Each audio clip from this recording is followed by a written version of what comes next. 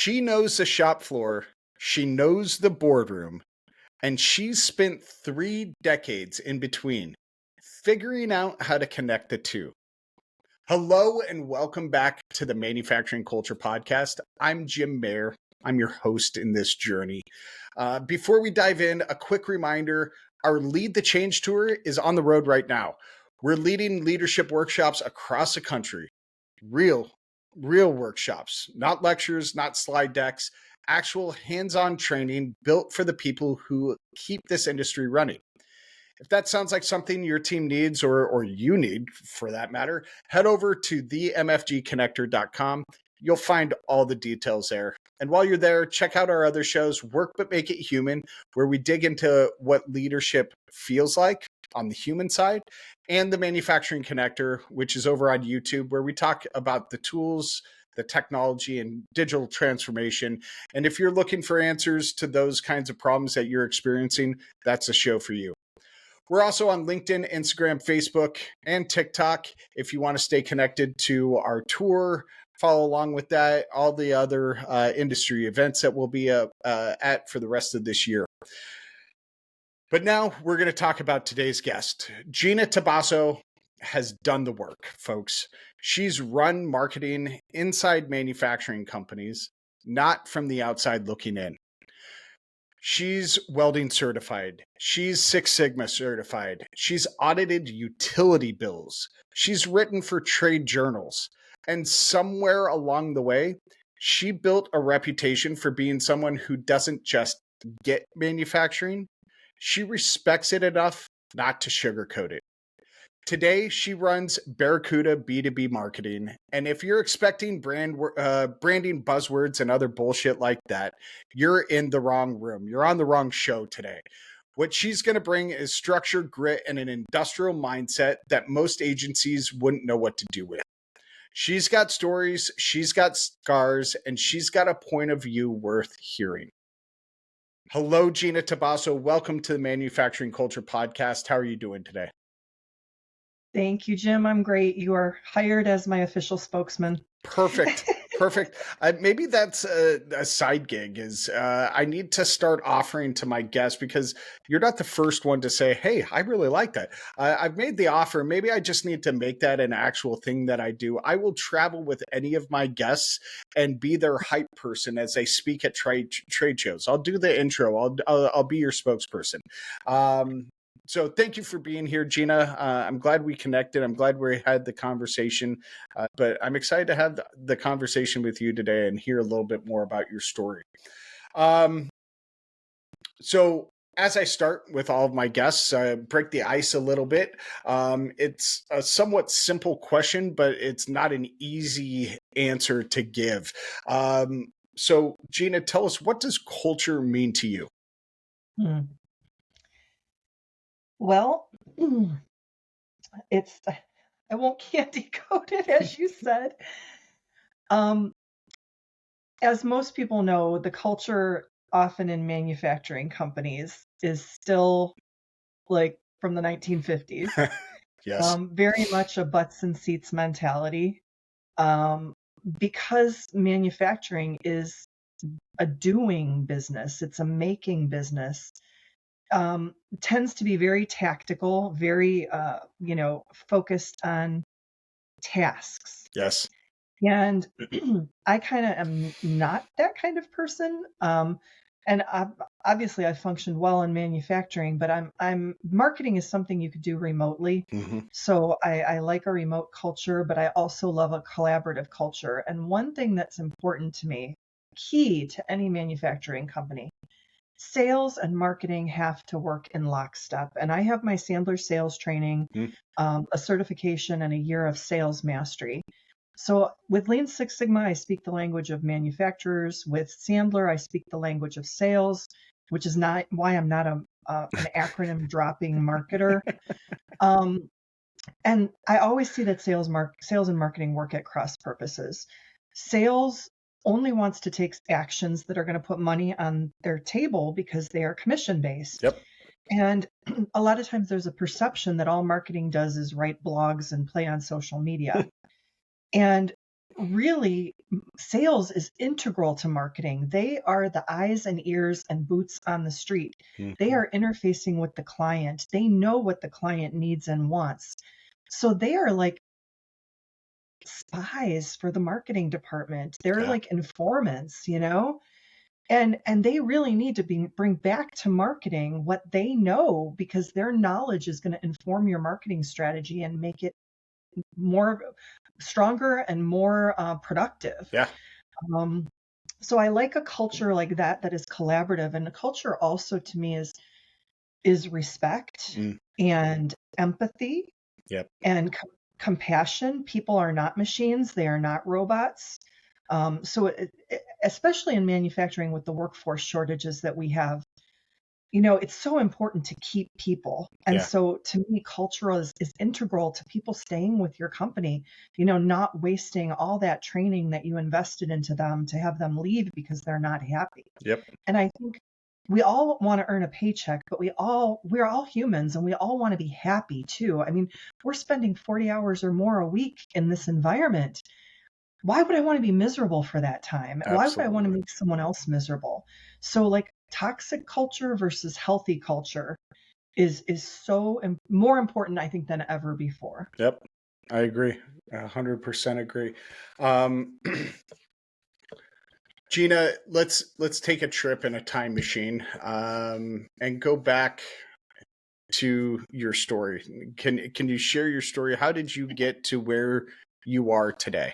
Um, so my journey, and I can take you all the way back. When I went to college, it was called advertising, not marketing. So I majored in advertising. And when I graduated, I thought I was going to go work for an advertising agency. I'm going to be a copywriter and become creative director and go live in London and Yeah. put ads on the Super Bowl.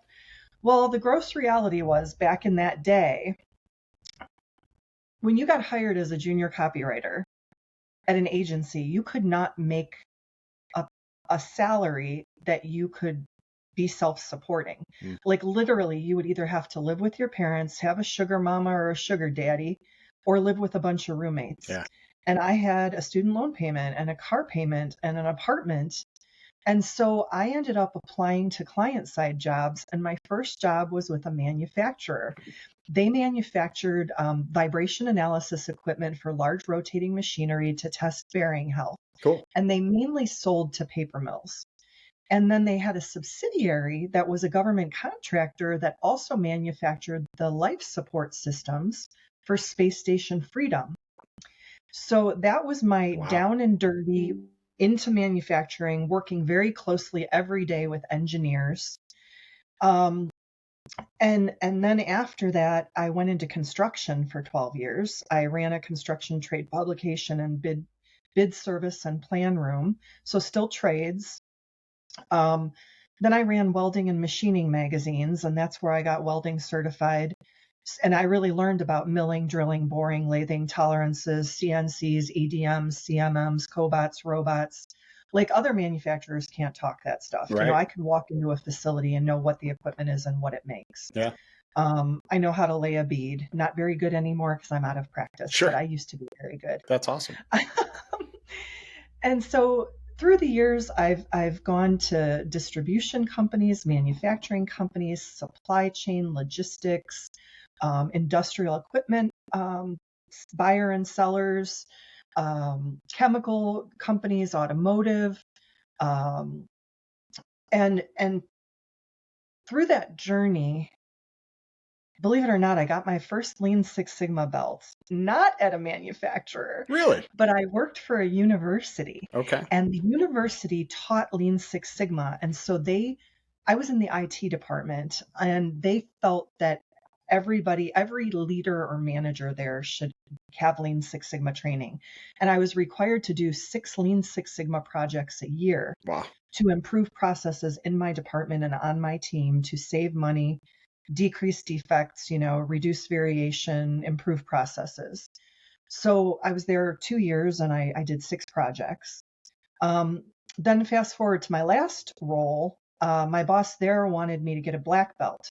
So I got my green belt and I was partway through my black belt last year when the position was eliminated. He Mm, eliminated most of my department because of financial reasons for the company. They're struggling with sales because in the downturn in the market, I was bringing in leads. They were quoting like 80% of the leads I brought in, and just no one was pulling out the checkbook to write the check. yeah, So he had to right size the organization. Still, my dear friend invited me to a soccer game this weekend. It was a business decision and no hard feelings. I sure. love him with my heart. But because of that, I wasn't able to finish my black belt. So my hope is to eventually, if his business picks up, he said he would continue paying for my black belt. And my black belt project was something I was going to do for his company. Awesome. Awesome. Um, let's go back to you being with the trade the trade publications. Specifically, you were with American Machinist, I believe, and I was the Welding group Design and managing editor. Fabrication. Yeah, I was a group managing editor for three magazines: Welding Design and Fabrication, Gases and Welding Distributor, and American Machinist. And so, what was it like being behind the scenes of those industry voice publications? I will tell you, we were beholden to our advertisers, so the publishers controlled editorial. So a lot of times it's shedding a favorable light on your top advertisers. Sure. But with that said, that was the beauty of it because I got to know at a deep level tons of people at Lincoln Electric and at Kuka and Fanuc and Motoman and Mori Seiki and Yeah. I got to know a lot of the equipment manufacturers and distributors. So because I would do a lot of feature stories as well as being the managing editor, and I would interview some folks. And I two of my top, I think my top stories I did there. One was that was back when we were just starting to outsource a lot of stuff overseas, and our workforce was in trouble, and we weren't having enough welders. And so they were turning to women to try to get women into welding. Hmm. And I did a feature article called Women Who Weld, and it was interviewing a bunch of women in the welding industry. And then another thing I did, that was back when I was there, I date myself, but that was back when we were, when the Iraq war was happening and our troops were deployed. And the gun that they were deployed with was manufactured by Beretta, the handgun. Hmm. And Beretta has a U.S. headquarters in Accokeek, Maryland.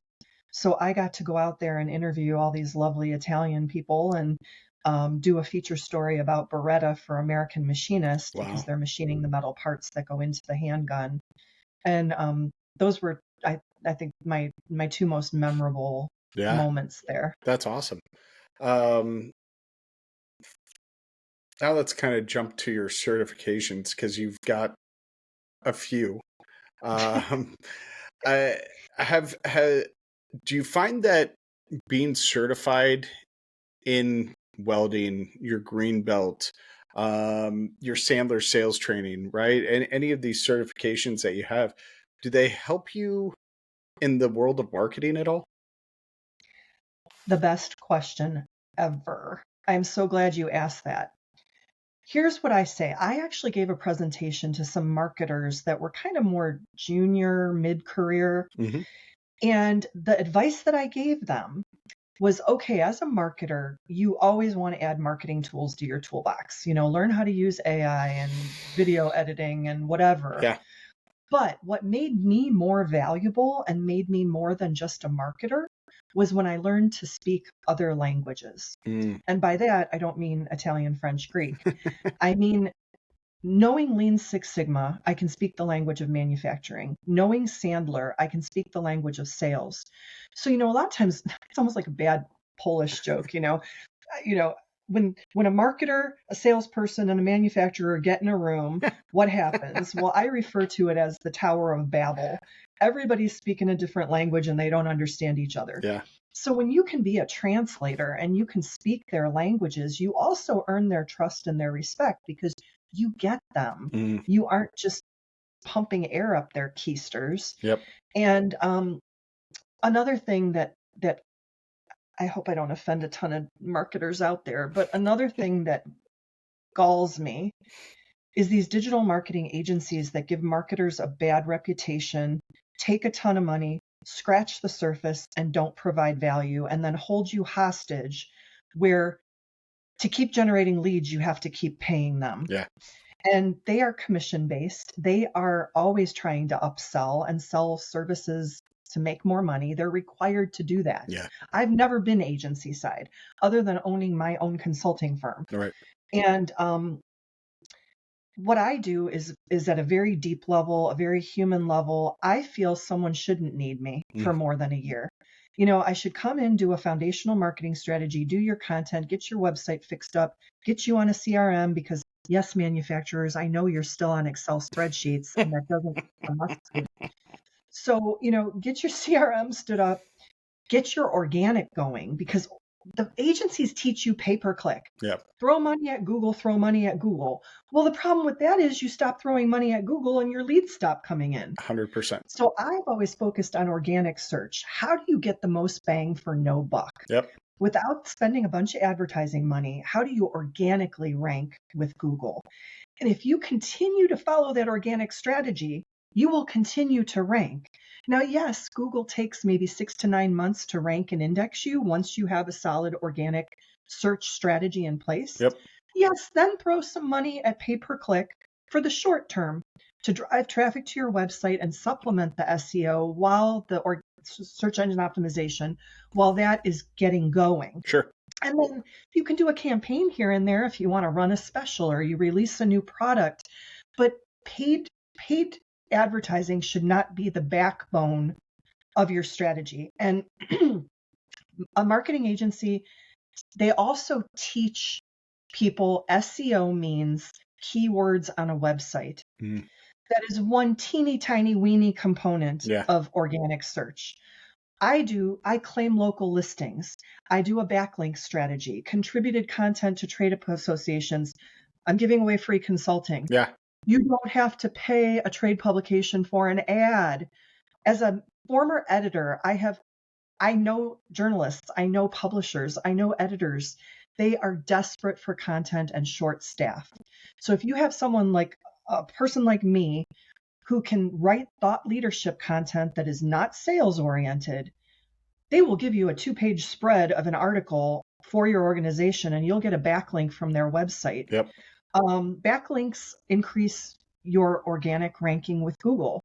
Video, Google owns YouTube, even if it's a shitty video. Yeah. Even what I do on my website, this podcast we're doing, when Jim provides me the video, I'll throw it up on my YouTube channel and seed the description box with keywords and then use it on social media. Yep. Google will love that. Oh, Gina's producing video. Yep.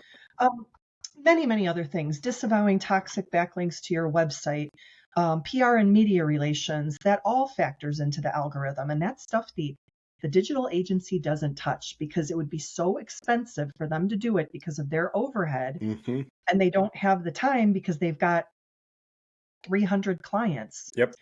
I think the other thing I wanted to address, Jim, in your question is about certifications is like additional stuff I've done that has also helped. Like I got my WBE certification and my EDGE certification for my business. So I'm a women-owned business enterprise and an economically disadvantaged enterprise because I make under a certain amount of money. Yeah.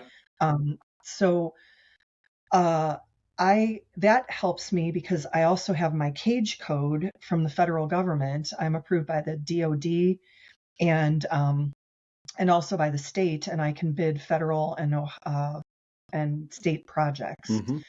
So I can be a government contractor, and I have those clearances. That's great. And it was a pretty tough vetting process. And the WBE is tough too, because they put you through the ringer because they want to know that the person they're interviewing, I had to go to interviews and applications. They want to know that you really know your stuff and know your industry and that it's really your company, because you'll get a husband who owns a manufacturing company who makes his wife a 50% shareholder. Yep. She's never been in the building and she doesn't know the business. And then he has her go to get the WBE. And then they grill her and they find out, boy, she knows nothing about this manufacturing company or process. She's not really an owner and it's not really a WBE company. Yep. So that helps with positioning too. So, not a whole. You've talked about connecting Lean Six Sigma to your marketing practices, right, or your Mhm. processes, and that's not something that a whole lot of marketers say, Gina. So, what does that actually look like in practice? Yeah, I was behind the curve because I started talking about this years ago, and then all of a sudden a book comes out on it, and I was like, I, I should have written the book, but I think my idea got popular, and some marketing person decided to write a book about Lean Six Sigmaing your marketing. Yeah. But what I tell people, and especially manufacturers, they love to do Lean Six Sigma on the shop floor, and then it goes to hell everywhere else in the organization. Yes. Cybersecurity is a process. Hmm. HR is a process. Marketing is a process. Sales is a process. Why would you not apply the same methodologies to those areas of your organization? Yeah. Isn't the goal? I mean, the reason I hit on this was I was going to all these networking meetings and I was listening to people talk. And if you know Lean Six Sigma, you know once you see it, you can't unsee it. Yeah. You filter everything through that lens. So I'm looking around me, and that's when I realized, wow, we all do the same thing. Mm. Every single person, no matter what they do in these rooms, they do process improvement for their clients. So then I saw people shaking out into two buckets, like people who save manufacturers money and people who make manufacturers money. And the save money are like the Six Sigmas and the ops people, the supply chain logistics, the cost reduction analysts. And then the make people money are like the fractionals, the rev ops, the sales, the marketing. Hmm. And I pulled together a consortium of manufacturing service partners and said, hey, what if we could go into an organization together, free up capital they didn't know they were losing, that they can then reinvest into their business to hire the people who can make them money.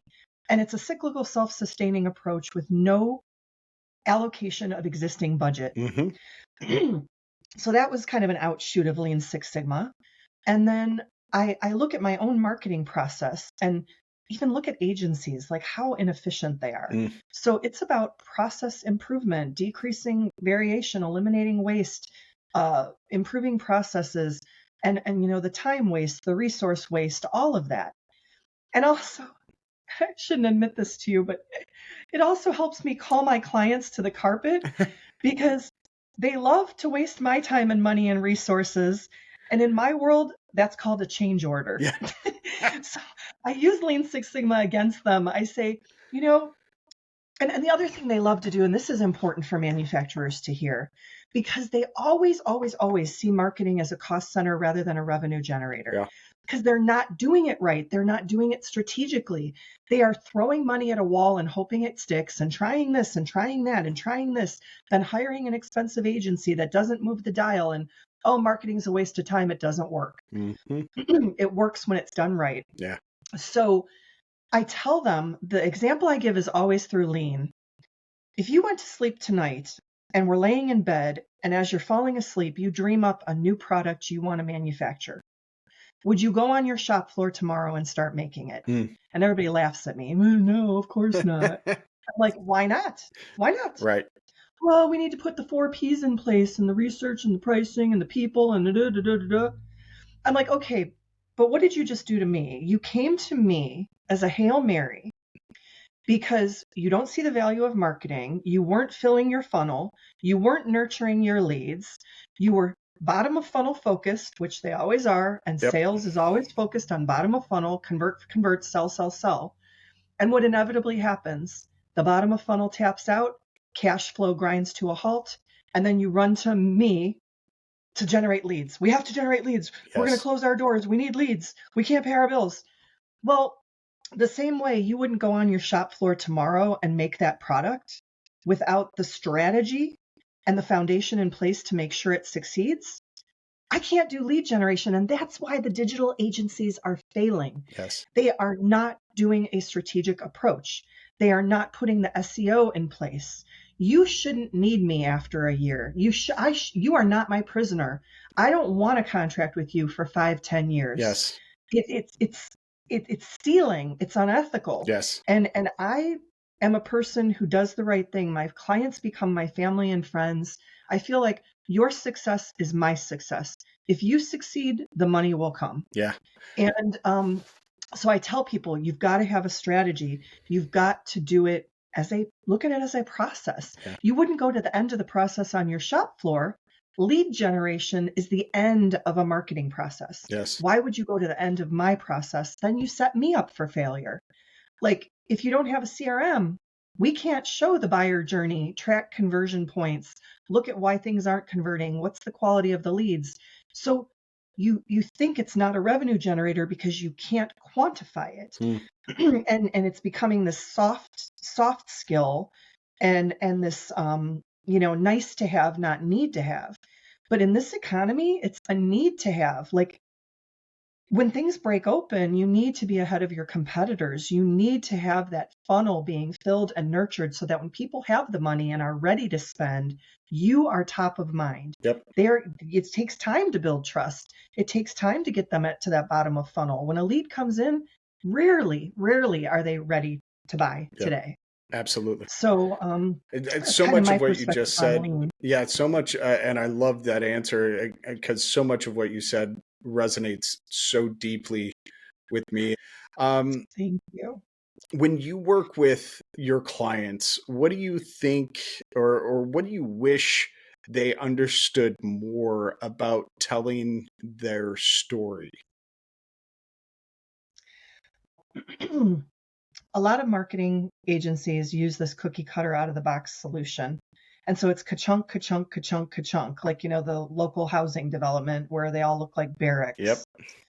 And my approach is that every manufacturer, distributor, supply chain, logistics company, they're all unique. Mm.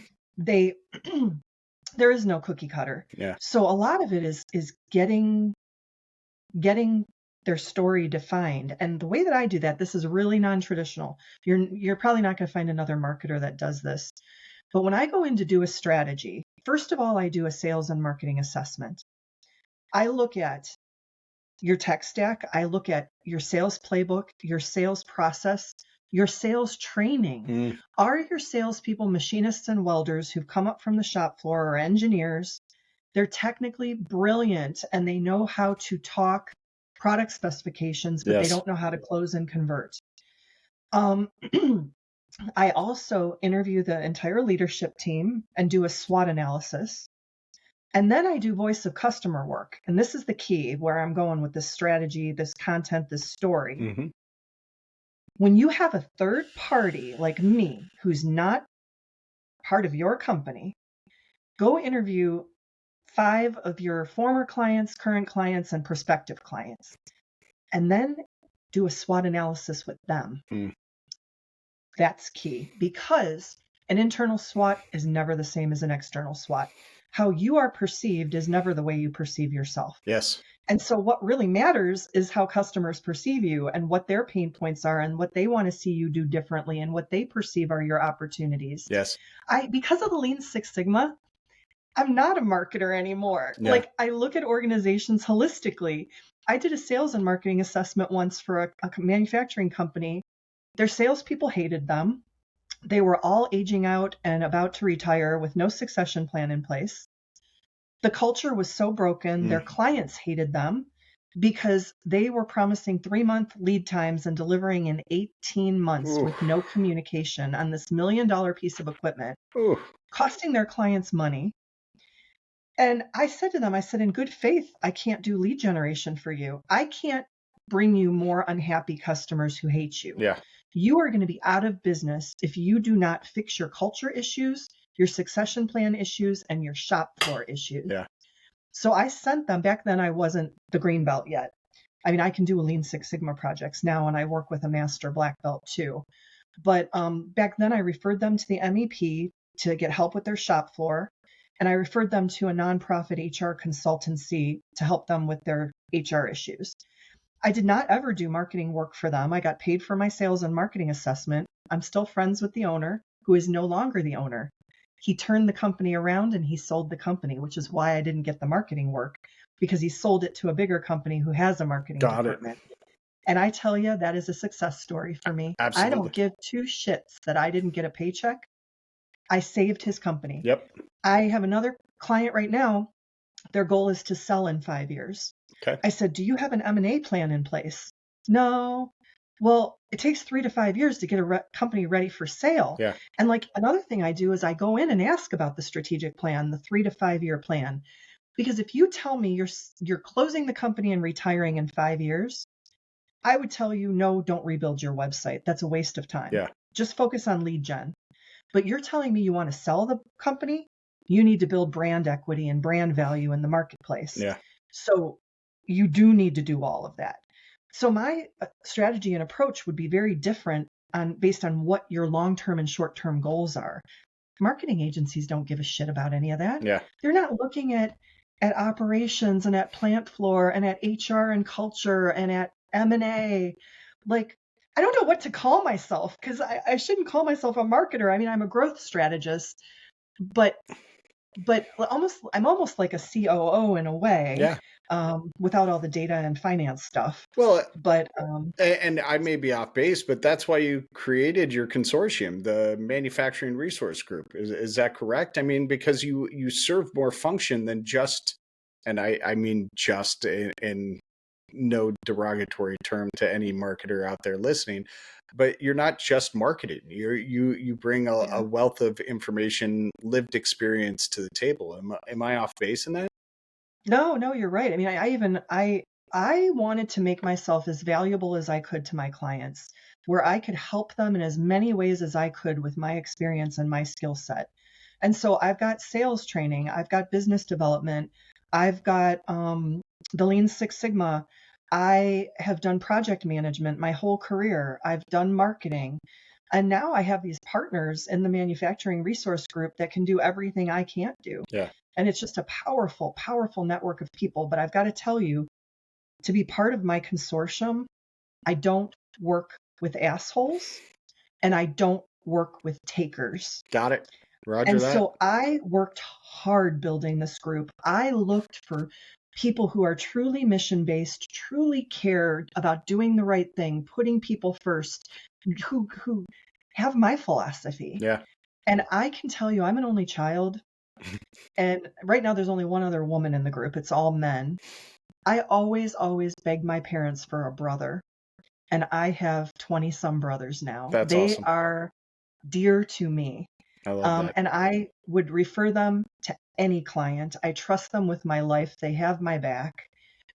And that's not a company. That's true partnership. Was there ever a moment, Gina, that you have thought, this isn't working, I'm just going to walk away? Yes. A moment or many moments? Well, pick one of the many, and what pulled you through that moment? Um, I can high level talk about a couple moments. So, or examples. Yeah. I think one example is we went all the way back to the beginning of our conversation with culture. Mm. And manufacturing is male dominated. It is what it is. And sometimes women can be not treated very nicely. Yep. And and that's not manufacturing. That's every industry, and men too. There are toxic workplaces. Yep. There are abusive cultures. We've all experienced it. We've had bosses who were creeps and didn't value us and demeaned us and humiliated us, and that has made me want to walk away. Another thing that's made me want to walk away sometimes, especially in manufacturing, is that because manufacturers often don't value marketing. Mm. I have lost my job so many times it would make your head spin. I'm sure. And I've never lost my job due to performance or personality or attitude or work production. It's always a financial decision. Not enough incoming work, not high enough sales, can't justify a full-time position, layoff, a job eliminated. A couple moves I've made was to get more money or to get certain experience I needed. But I've always wanted to find a home that I could stay with till I retire. Mm. And I got kicked to the curb like yesterday's trash yet again last year. I started my consulting business in 23 while I worked full time for a manufacturer who is a dear, dear, dear friend of mine. I have worked for him 3 times in my life, and I would work for him again. But if he's listening and he knows this, I've told him, "You're not a good businessman." So he's one of these guys who starts companies, loses companies, buys companies, folds companies, all over the place, doing everything but working on the business, Yep. and doesn't have the right C-suite in place. Got it. And so my position was eliminated, my department. And at the time, I made a decision like, do I go full time with my business or do I try to find another W-2 job? And with the election year last year, and especially manufacturing, fiscally conservative already, but even more so in an election year, Mm-hmm. a lot of marketing people were losing their jobs. I'm like, probably being a consultant is the better way to go. So I did that last year. Am I replacing my former income? No. So I'm at a pivot point right now, even Yeah. where I've started looking for full-time W-2 jobs because my savings is running out. And the problem that I'm having though is I've met with recruiters, I've sent out my resume. People are impressed by my resume and skill set, but they won't let you get in front of them to tell your story like I'm Yeah. telling you now. And you're going through those ATS readers that Yes. are automated tools, and they're kicking me out. And I found out why. They said it's because of the number of short-term roles I've had in the last 10 years, which I Unbelievable. was with one company 12 years, 6 years, 3.5 years. But in the last 5 years were since COVID, which has been a hellish economy, especially for people in marketing Yep. and manufacturing, Yep. constant supply chain disruptions for 5 years. And so, I lost my job 3 times during the 2 years of COVID. Wow. And but that is triggering them that there's something wrong with her because she's had too many short-term roles. They also don't like when you own your own consulting business because they perceive you as you're going to get a job and then use it to build your business Right. and then leave them. My goal was never to go full-time with my consulting business. My goal was to have it on the side to help as many people as I could, not just my manufacturer that I worked for, but other people in the industry. Yep. Get some money on the side to put toward retirement or home repairs or a vacation. Right. Build the business for my retirement so that when I retire, I could supplement my income by cherry picking 2 or 3 clients a year. Yep. And so, when I lost my job last year, I decided to give it a go, and I gave it a year, and I have clients. Oddly enough, none of them are currently manufacturers because the economy sucks. Right. The tariffs, everything going on in the Suez Canal, you name it. And so we're in trouble. Yeah. And so my clients are like, well, I have one consulting firm that does manufacturing consulting. They're engineers who work with manufacturers. And then I have a couple clients in the tech space and an attorney. And I did work with a manufacturer last year that made high-end welding tables and Kanban boards for Lean Six Sigma. Cool. So that was the one manufacturer I've worked with other than my employer. Cool. So yeah, those are the walkaway moments where you're like, how can I be so talented, so intelligent, so hardworking, so caring, so loving, so dedicated and passionate, and yet I'm starving to death and nobody wants me. Yeah. And nobody wants to feel unwanted. Yep. So everybody listening, want me, reach out to me on LinkedIn, make me feel loved. Give me some Absolutely. love. Gina Tabasso on LinkedIn. It's a very easy search. If you're looking for marketing or a marketer, hire her. Gina, who's someone, and this could be a mentor, a coach, a coworker, an editor in any of your previous lives that has influenced your journey, and what did they teach you that still sticks? The ones that pop into my mind immediately, 2 people. My former boss, Matt, the one who just eliminated my position. Okay. I love him with my whole heart. I've got to tell you, like, he hired me. He was a CMO and hired me, probably, I don't know, 7, 8 years ago. And our whole department was eliminated. We stayed friends for like 6 years. I did some freelancing for him. And then he hired me to come to his manufacturing company that him and his brothers bought. Mm-hmm. And He's the reason I started my consulting business. Mm, He is so brilliant and so when you asked about culture, yeah. what kind of boss do you want? Him. Him. Best boss I've ever had in my life. He's a friend, believes in me, supports me. He got me my first client from his Vistage group. Um, and so even though I regret that my position was eliminated because it changed my life. I mean, I've lost a year of retirement. I've lost my savings account. I gained more than I lost. Got it. I learned so much. I never perceived myself as an entrepreneur. And like, hello, I start the marketing consulting firm and then I start the manufacturing consortium and I'm partnering with cyber people and I'm partnering with coaches and I'm partnering. I have built so many relationships and friendships that people I never would have met if I wasn't on this journey. And I have grown as a person, and it is all thanks to him. I cannot thank him enough. I love that. And the other person is, again, when I lost my job and decided to go full time with this business, I got a SCORE mentor. And SCORE is funded by the SBA. They give you coaches and mentors for free. Mm-hmm. I could not have done this without him. He helped me with my business plan, my financials, my bookkeeping software, time management software. Like he held my hand and walked me through every step of the process. And talking about him breaks my heart because last April we were supposed to meet on a Friday and he was like, I think 62 or maybe he was early 60s. And SCORE called me on Thursday night Hmm. and they said Tom unexpectedly and suddenly passed away. Oh my goodness. And it broke my heart because Yeah. I was just building my business, just lost my job.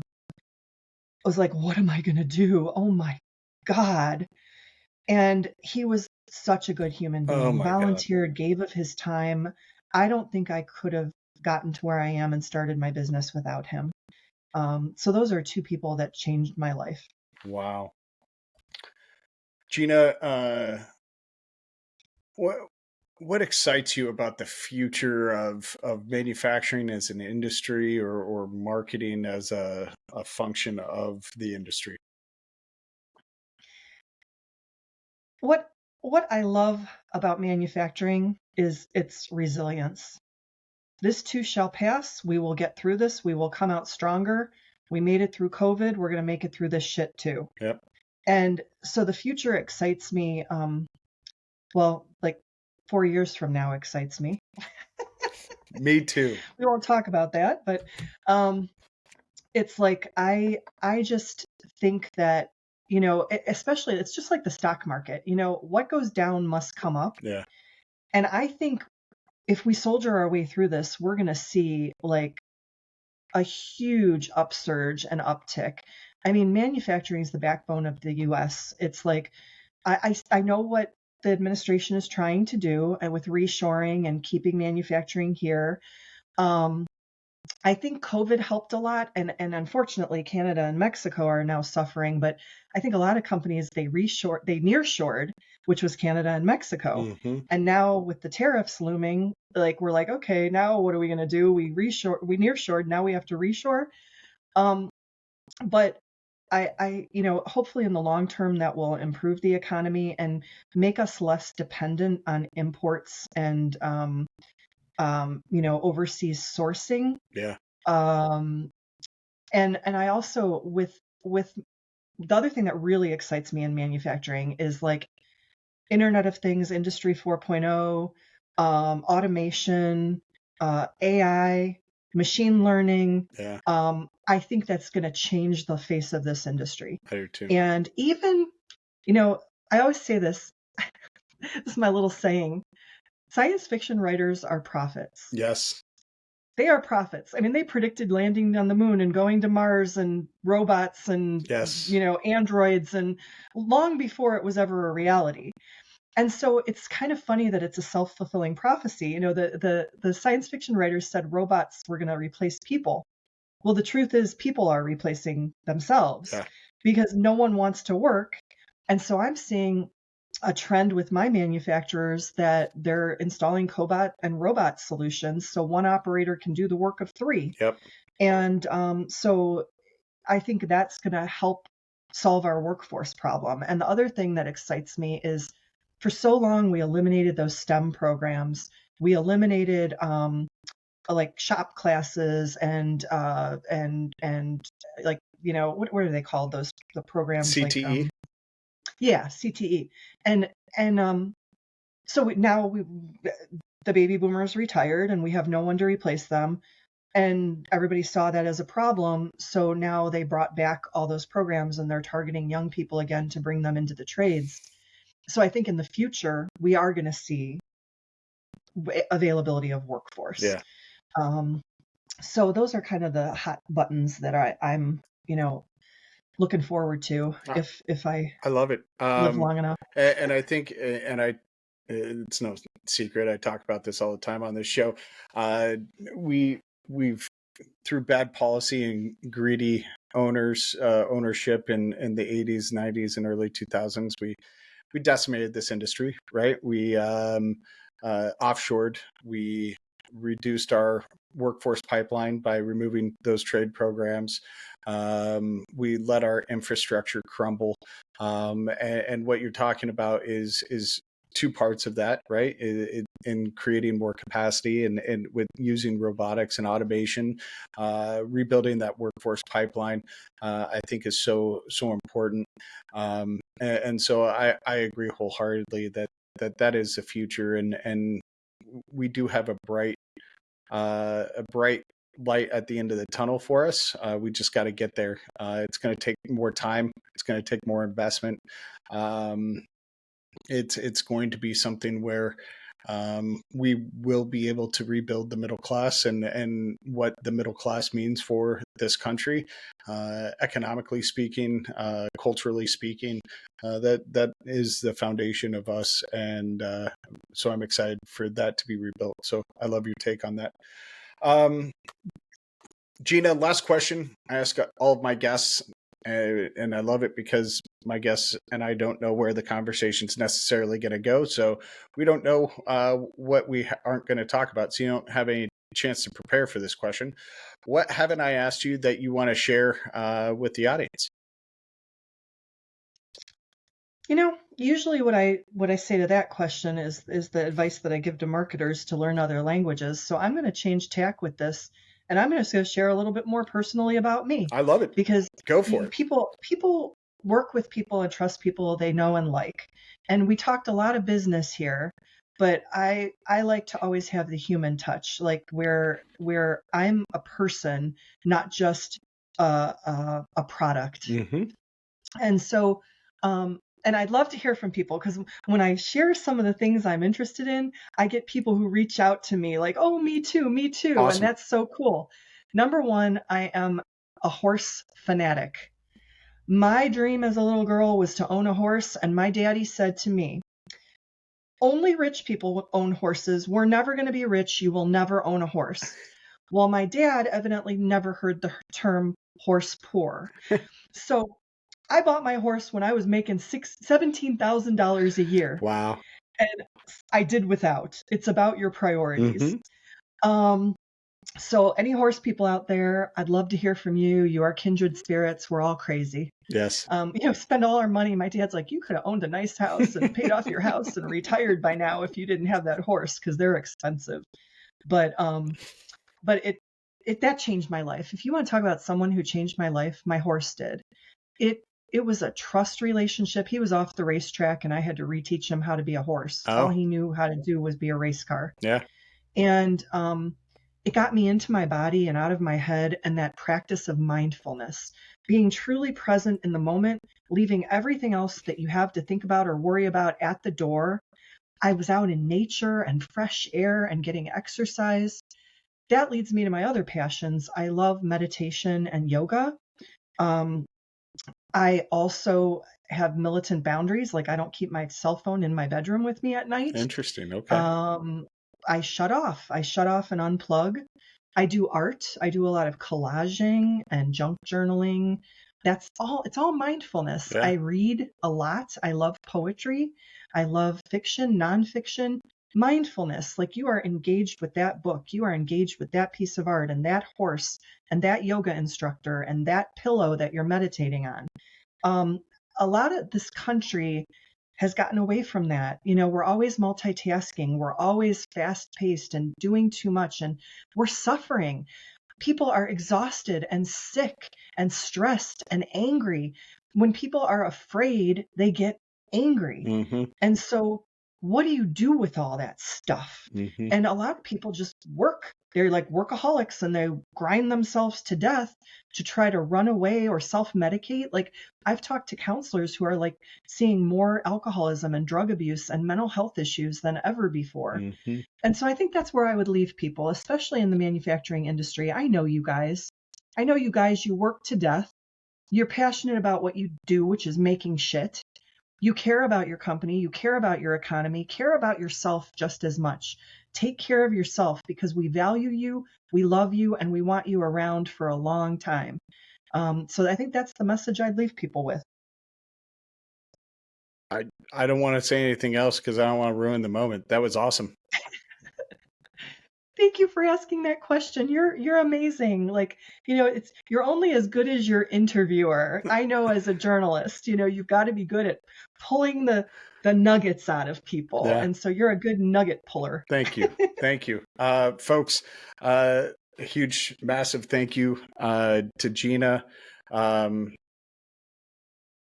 Man, Thank you. Thank you. It was so good to be here and spend more time with you. And yeah, I look forward to seeing you in person in a couple weeks. And if you ever need any future guests, let me know because I'm sure I've got a shit ton of people in manufacturing I could send you to, even some of my manufacturing clients. If you want some manufacturers on the show, I'm always, happy to hook you up. always. And thank you, Gina, for sharing your story with vulnerability and clarity and honesty and humor.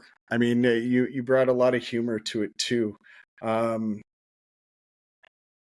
Thank you. I your my passion. philosophy is, y- yeah. y- Well, my philosophy is I want to go to bed at night and rest well Yeah, with nothing weighing on my conscience and knowing that I did good in the world and I made a difference and that I truly cared about people. And when you care about people, people care about you. yeah, And my network has risen like a warm blanket around me in the past year. I never knew so much love in my life. I love it. And so I wish everybody practiced that because the world is in the state it's in because there's a lot of takers out there. There's a lot of people who are just in it for themselves and the bottom line and the return on investment and not, you can have both. You Yeah, can have the success and you can have the compassion. absolutely. And so I try to live a balanced life. I love it. I love it. And your passion for the industry, your passion for people, your passion for empathy really shines through. And thank you to the listeners that are here, that are part of this community. Thanks for being here. This show Yes. doesn't exist without you listening. I mean, when I started this show, I was going to give it 12 episodes because the average podcast lasts 11 episodes. So I wanted to do one more than average. But I didn't think anybody was going to listen. And you all show up every week. And I really appreciate that. Again, I don't make money off this show. This show is something that I just enjoy doing. I enjoy having these conversations, but I could have these conversations and not record them. And so thank You you. know, Jim, how many episodes it is now? Episode. So your episode will be 109 or 110. Oh, Yeah. So congratulations. thank you. So I mean, it keeps going, and I am booked. We are April 11th, like I said earlier. I am now booked into November 21st is the next available recording date that I have because I know. I think we booked this like in November because I remember talking to you about yeah, Thanksgiving. absolutely. So we have I have guests booked for some time. So folks, if this episode moved you, and if you weren't moved, please check your pulse, because this was a really like I said, vulnerable episode. If it moved you, please share it with your friends, your coworkers, your grandma, anybody. Send it in a text, send it in a email, tap phones with somebody. I don't care how you share it, but just share it. Bring it up at work, whatever you have to do. These stories all deserve to be told. Everybody's got a story. Everybody wants to hear other people's stories, and these stories deserve to get the travel that they're deserving. And while you're at it, while you're there sharing the episode, take a moment to rate and review the show. In the comments for this week, say Gina needs a job, hire Gina, something of that nature. But rate and review the show. Every time you do, it rockets us up the charts and more people are able to find it. And again, that's why we do this show. You can always catch up on past episodes on themfgconnector.com. There's a library of the past 6 episodes. You can find the entire library on Apple Podcasts and Spotify. And don't forget to follow us on LinkedIn, Facebook, Instagram, and TikTok to see those travels, see what this year holds for us. It's going to be a big year for us. I'm really pouring everything into this tour, so it's got to work, people. I need you to show up. Yeah. We've got more voices, more stories, more talk, conversations coming your way in the next couple of weeks. Until next time, keep leading, keep connecting, and keep building something that matters. This is a Manufacturing Culture Podcast. Thanks for listening.